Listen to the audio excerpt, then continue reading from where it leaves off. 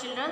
Myself Pushpa Kandpal from Pushpa Priyanka Saraswati Vidya Mandir Inter College, Nanamatta, class 7, subject English.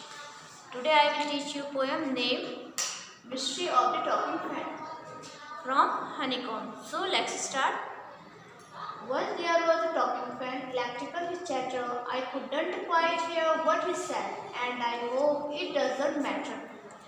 एक बार जो poet है वो बता रहे हैं कि एक बार मैंने अपने जो पंखा था उसे चलाया, गर्म हो रहा होगा तो उस समय थोड़ा हवा की आवश्यकता थी, बहुत गर्मी हो रही थी, तो मैंने पंखे को चलाया तो मुझे ये समझ में नहीं आ रहा था कि जब पंखा घर घर करके घूम रहा था, चैटिंग कर रहा था, तो उस समय मुझे ये समझ में नहीं आ रहा था कि वो मुझसे क्या कहना चाहता है, क्या वो मुझसे कुछ कहना चाहता था, लेकिन मैं उसकी बातों को समझ नहीं पा रहा था. Because one day somebody oiled his little whirling motor and all the mystery was spoiled. He ran as still as water.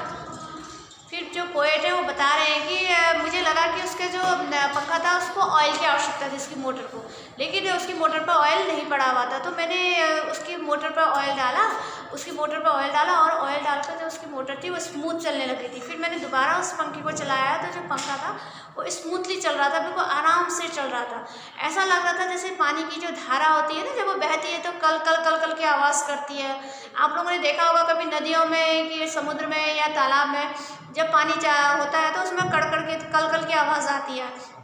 इसी तरह से जो पंखा था, जब उसमें ऑयल डाला जाता है तो वो बिल्कुल स्मूथली चलने लग जाता है और आराम से बहुत अच्छे तरीके से चलता है और हवा भी अच्छी देता है. इस तरह से जो राइटर है वो बता रहे हैं कि हम लोग पंखे की जो भाषा है उसको समझ नहीं पाते हैं, वो भी हमसे कुछ कहना चाहता है. So the writer of this poem is modern Rubin.